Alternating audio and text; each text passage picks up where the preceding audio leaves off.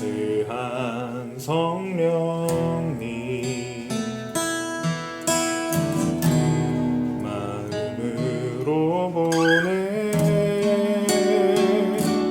내 몸을 감싸며 주어지는 평안함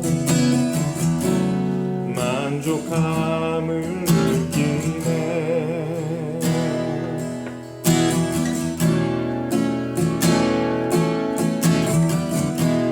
사랑과 진리에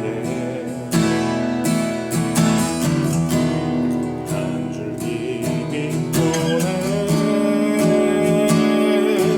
내 몸을 감싸며 주어지는 평안함 그 사랑을 느끼네. 부르신 곳에서 난 예배하네. 상황에도 나는 예배하네. 부르신 곳에서 난 예배하네. 어떤 상황에도 나는 예배하네. 내가 걸어갈 때 길이 되고 살아갈 때 삶이 되는 그곳에서 예배하네. 내가 걸어갈 때 길이 되고 살아갈 때 삶이 되는 곳에서 예배하네. 내가 걸어갈 때 길이 되고 살아갈 때 삶이 되는 그곳에서 예배하네. 주님만 내가 걸어갈 때 길이 되고 살아갈 때 삶이 되는 그곳에서 예배하네. 부르신 곳에서 나는 예배하네. 어떤 상황에도 나는 예배하네. 부르신 곳에서 나는 예배하네. 어떤 상황에도 나는 예배하네. 어떤 상황에도 나는 예배하네. 어떤 상황에도 나는 예배하네.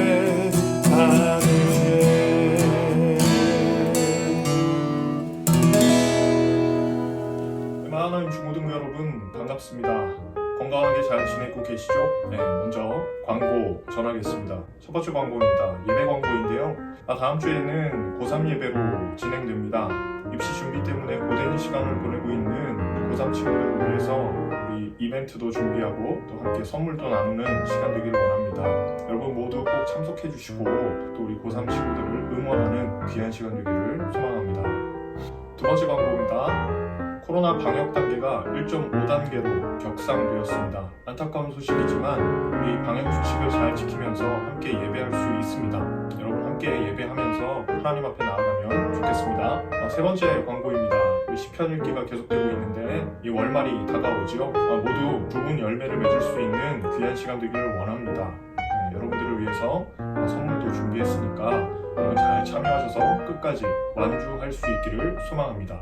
그러면 이제 함께 말씀으로 들어가 보지요.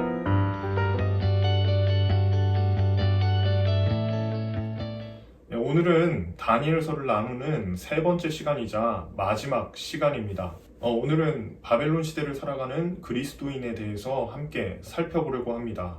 먼저 오늘 본문 말씀 좀 살펴봐야겠죠? 함께 눈으로 읽어보시죠.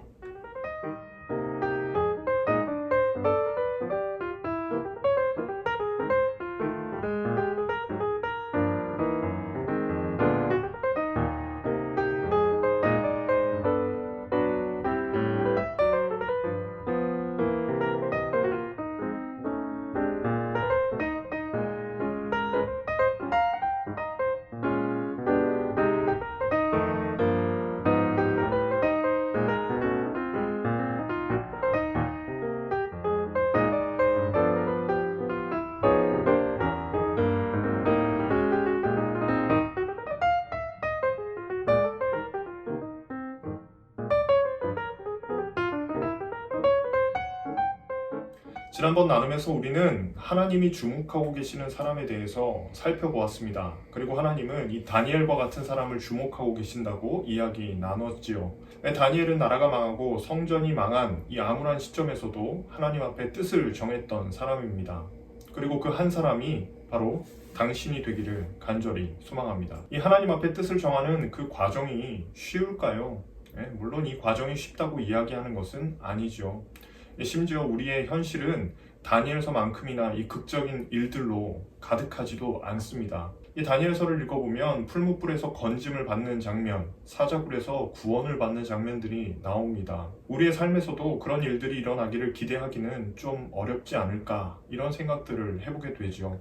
그러나 분명한 것은 이 다니엘에게도 삶은 결단의 연속이었고 또 성도로 살아가는 우리 역시 그렇다는 것은 동일한 것 같습니다. 포로기 시대에 다니엘이 그 바벨론의 강대국이라고 하는 나라 안에서 약소국의 사람으로 뜻을 정하는 일은 매우 힘들고 어려운 과정이었을 겁니다. 8절, 우리 지난주에 읽었던 본문이지만 다시 읽어보겠습니다.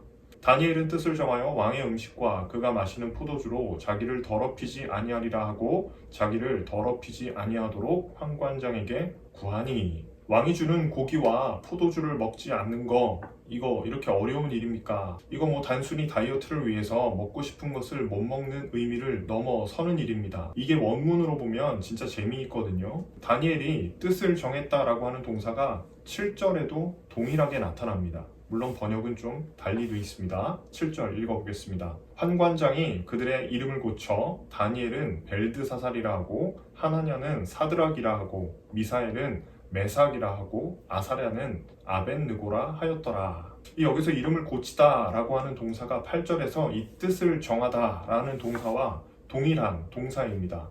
시제, 격, 인칭에 이르기까지 모두가 동일합니다. 이 분명히 저자가 동기를 가지고 기록한 겁니다. 이것은 바벨론의 문화에 빠르게 동화되기를 원하는 이 환관장의 전략이라고 볼 수 있어요. 거대한 바벨론의 문화에 인재들이 빠르게 적응할 수 있도록, 빨리 물들 수 있도록 그들의 이름을 고친 겁니다. 그러자 다니엘은 그 바벨론의 문화에 어떻게 대응한 것일까요? 이 왕의 호의였던 음식을 거부하면서 응수한 것입니다. 이 장면에서 다니엘은 환관장과 마주서 있습니다. 이것은 마치 거대한 바벨론의 문화와 마주서 있는 이 작은 소년의 모습을 연상케 합니다. 바벨론은 그들의 우월한 문화로 이 작은 소년들을 삼키려고 하고 있고, 다니엘은 그 가운데 뜻을 정하고 거부하고 있는 모습을 나타냅니다. 즉, 이 이방 문화로부터 자기를 지켜내는 다니엘의 모습을 보게 되는 거죠. 이 바벨론의 개선문을 통과해서 들어가는 유다 민족들을 우리는 이쯤에서 상상해 볼 필요가 있습니다. 바벨론은 고대 사회에서 이 고등한 민족이고 고등한 사회였을 겁니다. 그 개선문을 통과하는 많은 이스라엘 백성들, 이 포로들은요, 하나님의 존재를 의심할 수밖에 없는 상황이었을 거예요. 전쟁에서 저도 이 하나님은 살아계시다 외쳤던 이스라엘 백성들 아니겠습니까? 그런데 그들이 바벨론의 개선문을 통과해서 들어갈 때 이 바벨론 중심가에 있는 신전을 마주하는 그 기분, 여러분 한번 상상해 보시길 바랍니다. 이들의 마음이 이렇지 않았을까요? 이상하다. 우리가 섬기는 하나님은 정말 가장 강하신 분이 맞는가 의심하기 시작하는 시점이었다는 것입니다. 이 코로나19로 인해서 기독교 예배뿐만 아니라 가치관이 많이 무너진 것은 아닌가 심각하게 우려됩니다. 코로나에 대처하는 기독교인들의 미흡한 점도 분명히 있었습니다만, 보다 중요한 문제는 과연 하나님께서 이 세상을 다스리시는가, 이 문제 아니겠어요? 하나님은 과연 코로나를 극복할 수 있는 분이신가? 이 문제를 좀 해결하실 수 있는 분이신가? 이 질문 앞에서 다소 무기력해지는 기독교의 현실을 발견하게 되지요. 비과학적인 미신적 예배로 치부되는 그런 기독교의 예배 현실 속에서 우리가 살아가는 것은 아닐까 하는 생각도 들었습니다. 여러분, 다니엘의 상황도 크게 다르지 않았다는 겁니다. 당시에 바벨론의 신전이 더 크고 그들의 문화가 더 우월했다는 것입니다. 이 포로 상황 속에서 다니엘과 그의 세 친구만 끌려온 거 아닙니다. 당시에 수많은 유다인들, 엘리트들이 이 바벨론으로 끌려왔잖아요. 그런데 그들 모두가 무릎을 꿇었습니다. 그들은 더 많은 유대 소년들과 경쟁을 해야 하는 관계 속에 있었습니다. 그들은 모두 이 문화 앞에서 굴복한 것입니다. 그런데 그때 이 정말 바보 같은 사람이 이렇게 말하고 있는 거지요. 나는 뜻을 정하겠습니다. 미안하지만 왕의 호의를 거절합니다. 나는 이 거센 바벨론의 문화 앞에서 거슬러 살아볼 것입니다. 이 다니엘은 여전히 하나님 앞에 뜻을 정하고 하나님을 바라보고 있습니다. 뜻을 정한 다니엘에게 하나님께서 어떻게 역사하실까? 17절입니다. 하나님이 이 네 소년에게 학문을 주시고 모든 서적을 깨닫게 하시고 지혜를 주셨으니 다니엘은 또 모든 환상과 꿈을 깨달아 알더라. 여기서 주어는 하나님입니다. 이스라엘은 주권을 잃고 포로된 민족으로 남아 있었지만 하나님 앞에서 살아가는 사람은 하나님을 경험하게 됩니다. 할렐루야. 대바벨론 시대예요. 하나님은 패배자처럼 보이는 시대. 그런 시대에도 하나님 앞에 뜻을 정한 사람이 하나님을 경험한다는 놀라운 진리를 우리는 마주하게 되는 겁니다. 생각해 보십시오. 당시의 포로들, 그것도 흠이 없고 아름다우며 지혜와 지식이 뛰어난 수많은 사람들이 있었습니다. 그들은 저마다 뜻을 정하고 박터지게 경쟁하지 않았겠습니까? 모두가 1등이 되기 위해서 저마다의 목표를 정하고 달려가는 길 가운데 있었을 것입니다. 그런데 다니엘은 그들 중에서 1등이 되는 게 목표가 아니었던 것 같아요. 그의 목표는 하나님 앞에서 하루를 살아내는 것이었습니다. 너무 감동적입니다. 포로가 어떻게 성도답게 살아갈 수 있을까? 다니엘이 우리에게 보여주는 겁니다. 이 성도의 자유, 그런 관점으로 여러분 이 다니엘서 한번 면밀하게 살펴보십시오. 이 신앙의 선배들의 발자취는 뜨거운 풀무 속에서도 사자굴에서도 변하지 않았습니다. 마지막 구절 20절도 우리 읽어보겠습니다. 왕이 그들에게 모든 일을 묻는 중에 그 지혜와 총명이 온 나라 박수와 술객보다 10배나 나은 줄을 아니라.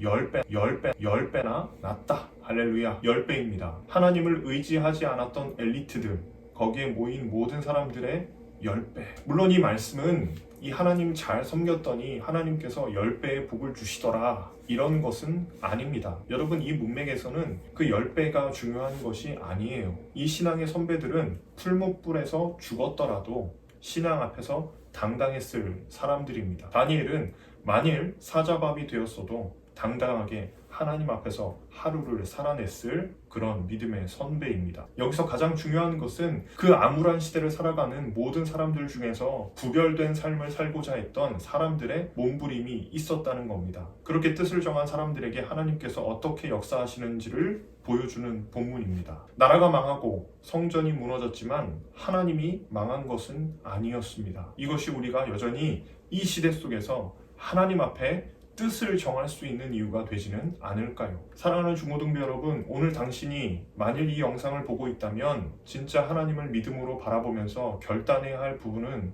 없습니까? 과학에 대한 의존도가 높아지고 눈에 보이는 것이 전부라고 말하는 이 시대 속에서 당신은 과연 어떤 신앙을 가지고 현재 살아가고 있습니까? 기억하세요. 이 세상에도 자신의 인생을 위해서 뜻을 정하고 정진하는 사람들은 수두룩 빽빽입니다. 그런데 과연 하나님 앞에 뜻을 정하고 살아가는 인생이 그렇게 많을까? 우리는 달라야 하지 않겠습니까? 대바벨론의 시대, 아니 지금은 대코로나의 시대. 신앙은 미신적인 것처럼 보이고 하나님은 여전히 아무것도 아닌 것처럼 보이는 이 시대에 우리는 하나님 앞에 어떤 뜻을 정할 것인가? 이 말씀 앞에 서보시는 저와 여러분 되시기를 바라봅니다. 말씀을 마무리할게요. 다니엘이 몇 살쯤 되었을까요? 저는 소년이라는 표현에 주목해 봅니다. 20대가 채 안 된 소년들이 아니었을까 조심스럽게 추정해 봅니다. 그 옛날 이 10대 소년들의 이 무모한 듯 보이는 신앙은 살아계신 하나님을 증명하는 계기가 되었습니다. 사랑하는 중고등부 여러분, 이제 당신의 차례입니다. 돌아오는 한 주도 믿음 가운데 뜻을 정하고 이 세상의 문화를 거스르시는 저와 여러분 되시기를 간절히 소망합니다. 기도하겠습니다. 항상 살아계시고 역사하시는 아버지 하나님, 그 옛날 과거 시대에 하나님 앞에 뜻을 정하며 나아갔던 다니엘의 삶을 묵상해 봅니다. 우리는 이 바벨론의 시대가 아닌 대코로나 시대 속에서 마치 하나님이 없는 것과 같은 시대를 살아가는 중에 있습니다. 하나님, 우리가 주님 앞에 뜻을 정하는 것은 하나님께서 살아계시고 여전히 역사하고 계시기 때문입니다. 우리의 삶에서 주님이 살아계심을 증명할 수 있는 은혜의 삶으로 변화시켜 주시옵소서. 돌아오는 한 주 주님 앞에 뜻을 정하고 한 걸음씩 나아가는 믿음의 자녀가 되기를 간절히 소망하며 예수님의 이름으로 기도합니다. 아멘. 네, 여러분 오늘도 함께 예배함이 큰 기쁨입니다. 여러분 인생에서 하나님이 없는 것처럼 느껴지는 그 모든 순간들에 하나님께서 여전히 동행하고 계심을 믿음으로 바라보시는 귀한 한 주 되시기를 간절히 소망합니다. 돌아오는 한 주도 승리하십시오. 주일날 만납시다. 빠이영.